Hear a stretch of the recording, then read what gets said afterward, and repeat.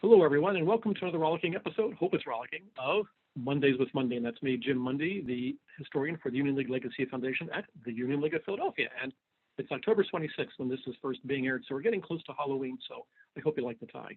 Okay. So tonight's episode is going to be something that I think I'm going to create a series out of and call it I Didn't Know That. So this is episode number 2. So the first one was Robert Cornelius and the first selfie in America, and this one is going to be something very different.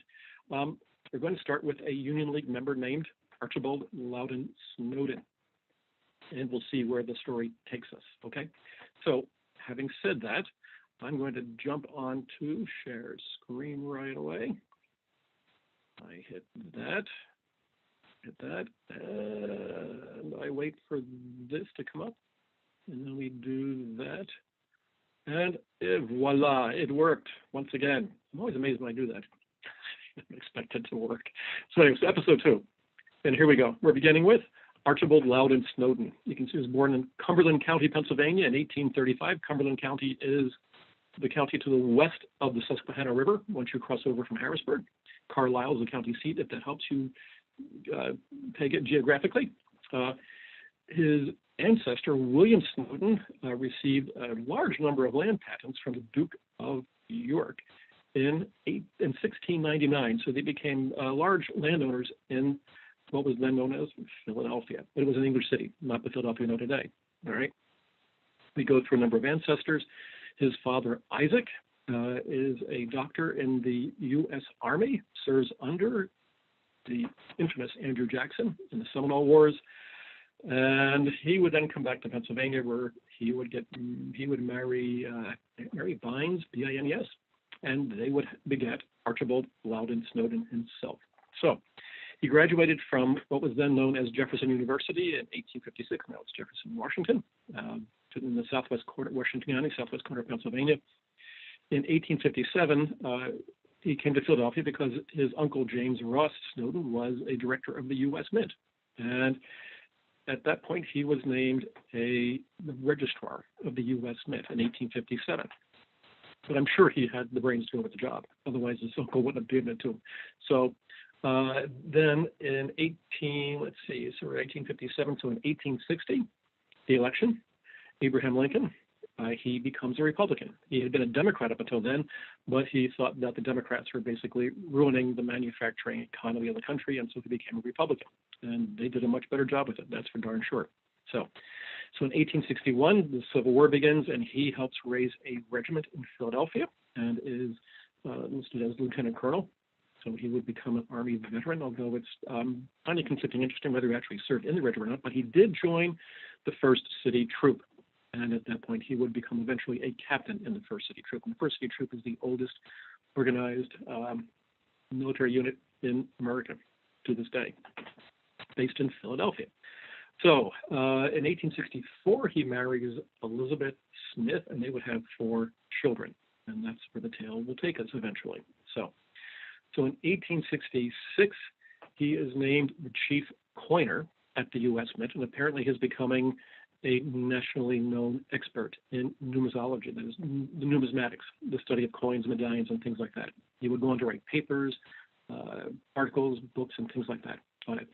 So in 1872, while still the chief coiner, he would join the Union League of Philadelphia, December 13th of 1872. He's now a league member, all right? And things are getting just better and better for him. So in 1879, President Rutherford B. Hayes will name him the superintendent of the U.S. Mint. Quite an honor and quite a position, all right? So he is now firmly embedded as probably the greatest, if not one of, well, not the greatest, but certainly one of the great experts in his field in the country. Right? I mean, he knew all about minting coins and actually, I don't know if there were any patents, but he helped develop machinery that would make coins and produce them at the U.S. Mint itself. So quite a resourceful man. He would have that position until 1885, because that was when Grover Cleveland was elected in 1884, and Cleveland was a Democrat, and the Democrats put their own people in. So he's out of a job.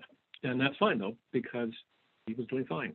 So in 1889, after Cleveland was replaced by Benjamin Harrison, the Republican, Harrison will name Archibald Loudon Snowden, or A. Loudon Snowden, as he became known, as the American ambassador to Greece, Romania, and Serbia.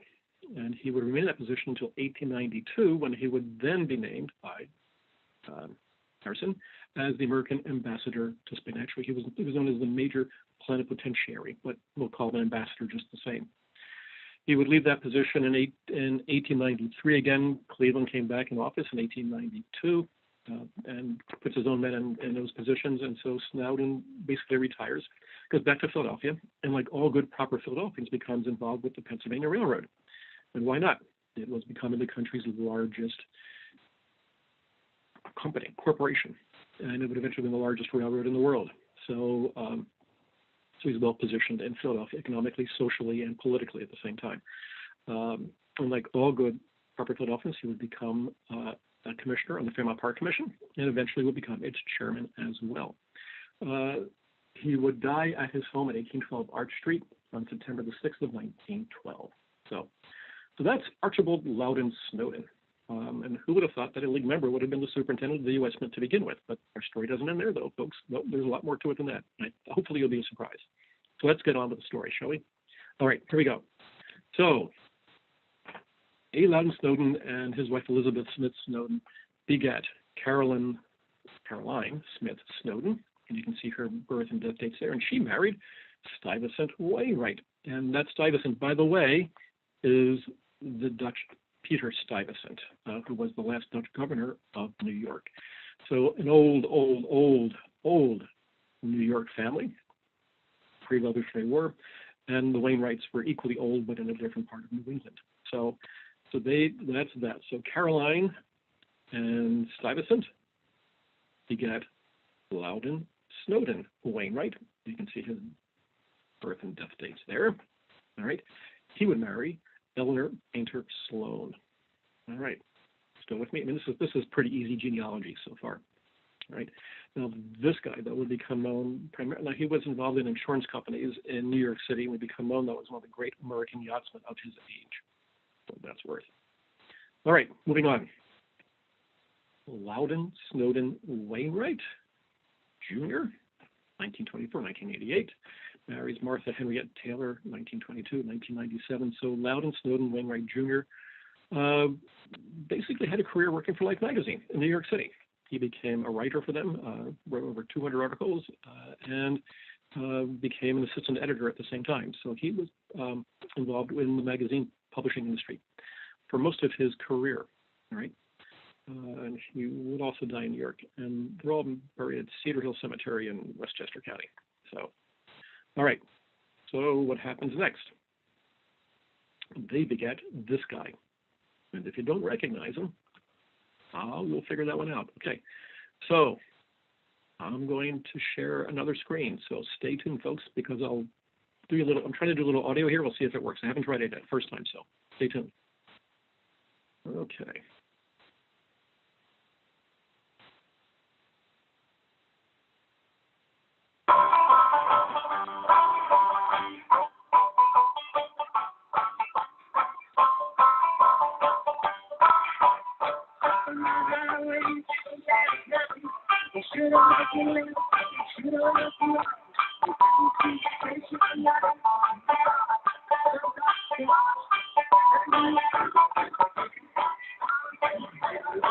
Sing along, everybody. You must know.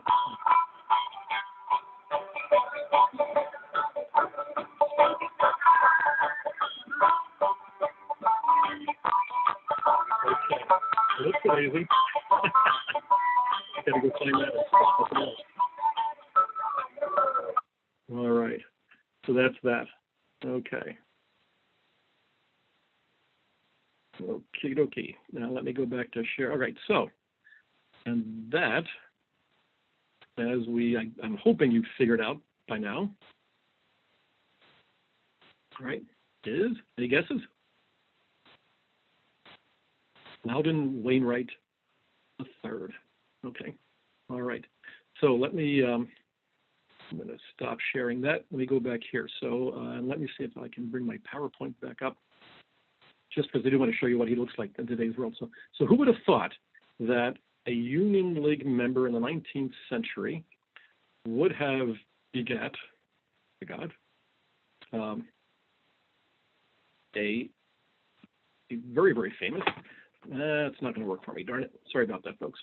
Anyway, so who would have thought that a Union League member once upon a time would have begat a singer like Loudon Wainwright III, whose 1972 hit, the only one he ever had that hit the charts, was Dead Skunk in the Middle of the Road, all right? I mean, that's an interesting family. I mean, his father went to St. Andrews School in Delaware, or he went to St. Andrews School in Delaware. I don't think he ever went to college.